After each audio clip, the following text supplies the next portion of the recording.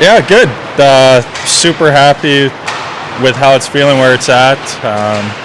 Obviously, a ways to go, but my job is to push myself every day, try and do the right things to make sure that when I get back, I'm ready to go and feeling good. So it's just nice to be back on the ice. It feels like another milestone, another step closer to my return. Do you have a target return date or anything like that? Or?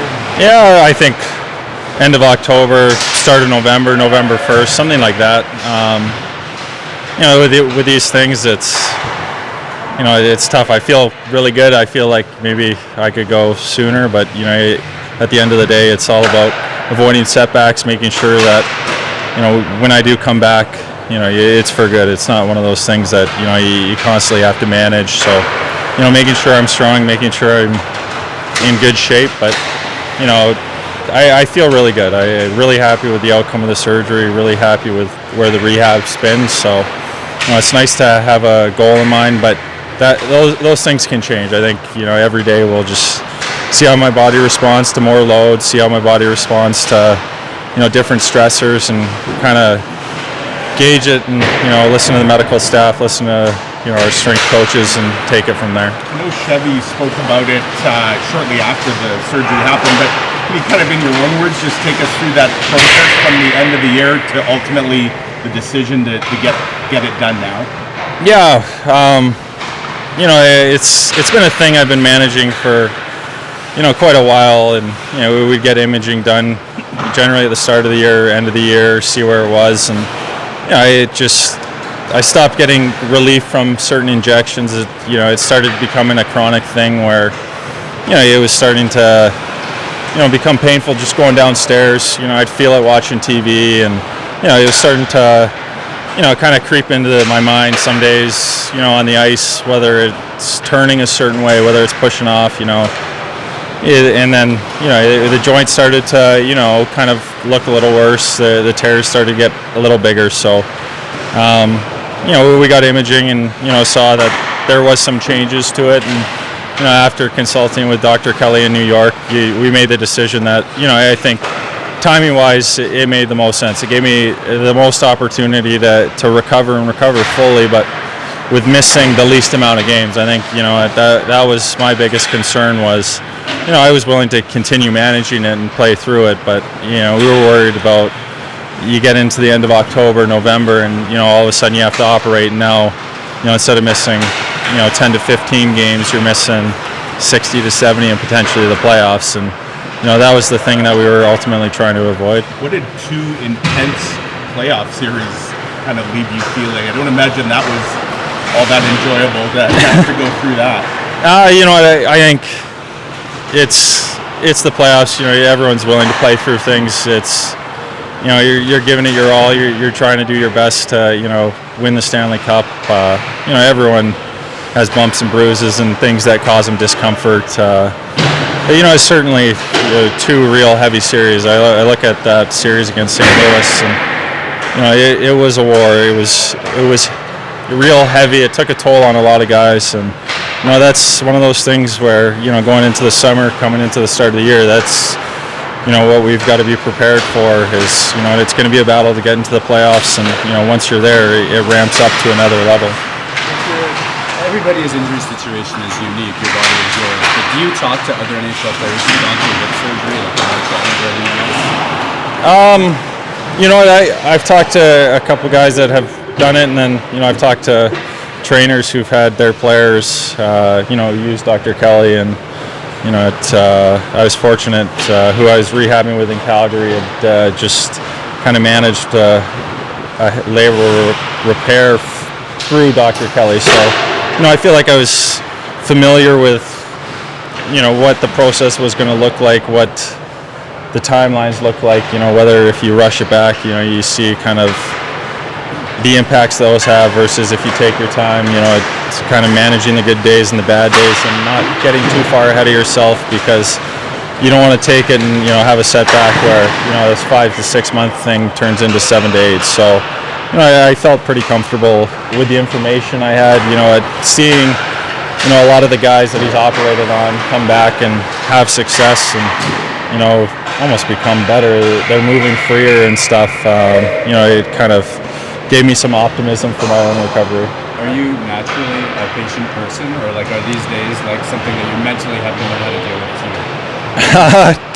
No, like I would say I have a lot of patience, but when it comes to training, when it comes to my profession, my sport, that's I think where I lack the patience. And I want to push myself in the gym every day. I want to feel like I'm exerting myself to the max. I want to feel like I'm getting better. I want to feel like I'm getting something out of those sessions where the first 8-12 weeks were very tedious. It was making sure that I was doing the physio exercises, it was making sure I was doing the range of motion stuff, it was making sure I was staying on top of the recovery modalities. And there was days where I wanted to add more tension, you want to add more weight, but those are things where you can't race time. You have to be patient, you have to learn to wait. And there's times out on the ice now that I've started skating with JP that maybe I want to do some more kind of explosive movements. I want to do some things, and it's all about kind of staying within the guidelines, staying within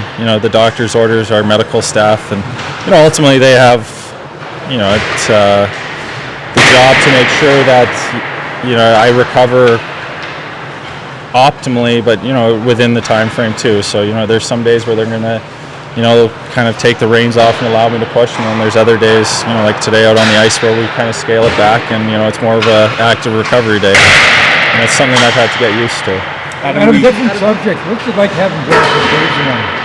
Yeah, it's been great. Unfortunately, I've kind of been in solitary confinement on the other side of the ice, so I haven't had the opportunity to get to see him out on the ice, but talking to him throughout the summer, and then getting to meet him for the first time here in the gym, and just getting to know him, it's been great. He brings a wealth of knowledge. He's got tremendous experience. There's a reason why he's as decorated as he is, and seeing how he prepares himself in the gym, seeing how he interacts with the guys, and he's fit right in. And I think there's an excitement for him to get back and competing, and the buzz in the city is something we'll certainly feed off. We're really excited to have a player of his caliber and stature in our organization. What was it like to have that conversation with Scott Arneal when he brought it to you for the first time, and then to see it happen? Yeah, well, I think the first conversation we actually had was with Chipper, and that was last January or February. That would this be something we were open to, or thought it was a good idea? And I think we all jumped at the thought of having a player like Jonathan. Even considering Winnipeg, it's a huge deal. It means a lot to the guys in the room. We feel like we're a good team, and we're really pushing, and to have him consider us one of the contenders, one of those teams that he believes in. A smaller market, generally a market people don't choose freely to come to, and I think it's a testament that of his belief in our group, and it was nice to see when it was finalized. I think when we saw that there was a few other teams in there, you never know until it's fully guaranteed. So now that we have him, we're super excited to welcome him into the fold. Adam, it's a tough part of the business, but when you have good friends and line mates like Nick and Mason and Brandon all move on in free agency, a bit of a tough pill to swallow just to see those guys move on? Yeah, it's tough. Like you hate to see good friends go, and quality individuals, important pieces to our organization. I think obviously it's a business, and there's a numbers game, and you can only fit so many guys under the cap. But to see guys that have played here for so long, and that I've gotten the opportunity to play with for most of my career, it's one of the worst parts of kind of the job. But it's nice to see Appy reunite with Copper. I think Nicky goes to a great situation in Carolina, and that's organization that's pushing to win, and I think he's going to add a tremendous amount of depth, a tremendous amount of offensive upside to that group. And then to see Rusty go to Utah, reunite with Schmitty and Stenner, so they're all going to good spots. We're happy for them. Sad to see them go, but excited about the guys we welcomed in, and excited about the opportunity our team has, and it'll be nice to kind of get things kicked off and underway next week. You mentioned numbers. What can you tell us about the state of contract negotiations? You've obviously had things on your plate to deal with, but where does that stand as you get ready for camp here? Yeah, I'd love to have an update, but so far, I think there's another guy that's a little more important than me. So, I don't have any concerns about kind of where we're at. And I'm focused on my recovery. I'm focused on getting myself back to be a contributing player of the Winnipeg Jets. And I said it before, I love playing in Winnipeg. I don't see an issue with us getting something done eventually. You play such an important role with this organization, Adam. Who do you looking forward to seeing try and step up in your absence on this team?